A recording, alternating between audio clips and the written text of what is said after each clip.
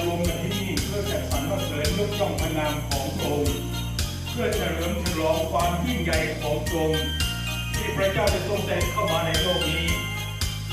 และองค์การบริหารส่วนตำบลป่าตึงร่วมกับคริสเตียนกลุ่มตำบลป่าตึงทุกคริสตจักรได้ร่วมกันจัด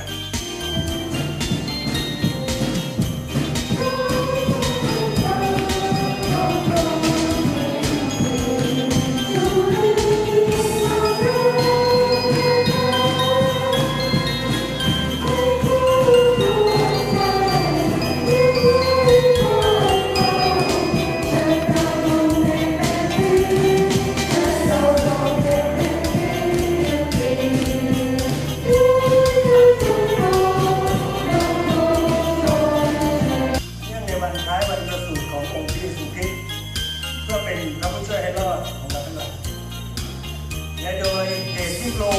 ลงมาตั้งแต่คริสต์มาสแรกนั่นเองทำให้เราทั้งหลายมีวันนี้คือวันที่เราได้มาร่วมกันเป็นเสียงนมัสการพระเจ้าโดยส่วนตัวแล้วผมไม่ค่อยได้เข้ามาร่วมในคริสต์มาสกับเป็นท่านในเช้าวันนี้ผมชื่อจรัญสุขถิน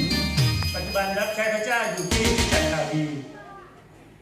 อยู่ภาคเหนืออยู่ที่นี่มา15 ปี ส่วนใหญ่ผมไม่ค่อยได้ออกไปไหน อาจารย์บุญมีก็ทราบดีนะครับ ไม่ค่อยจะได้เจอผมที่พระเจ้าอาเมน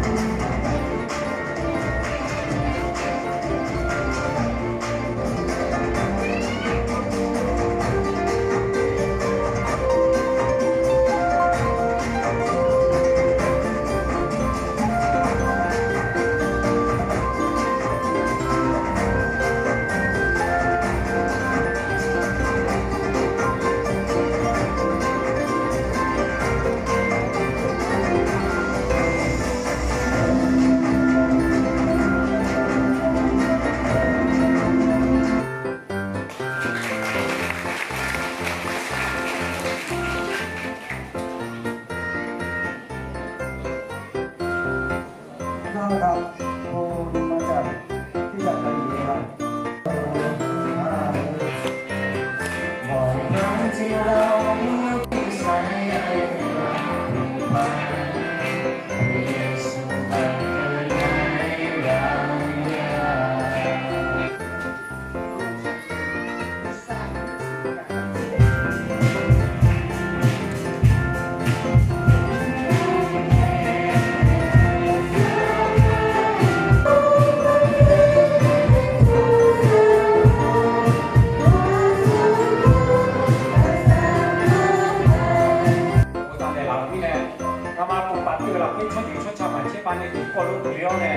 น้องอยากจะถือว่ามาแล้ว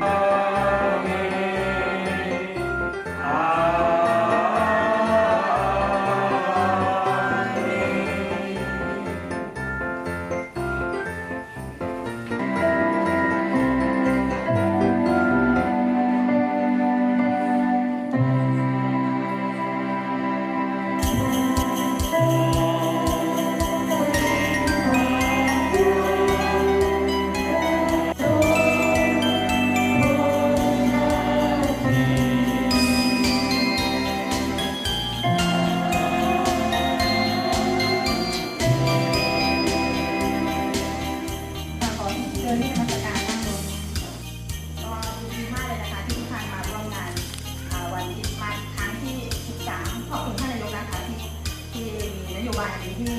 เงินอุดหนุนพวกเราสวัสดีท่านผู้มีเกียรติทุกท่านดิฉันละอองศิริรักษ์ไทยรัฐนะคะที่ได้มาร่วมงานคริสต์มาสที่เจ้าอุบลครั้งนี้ค่ะต้องขอบคุณ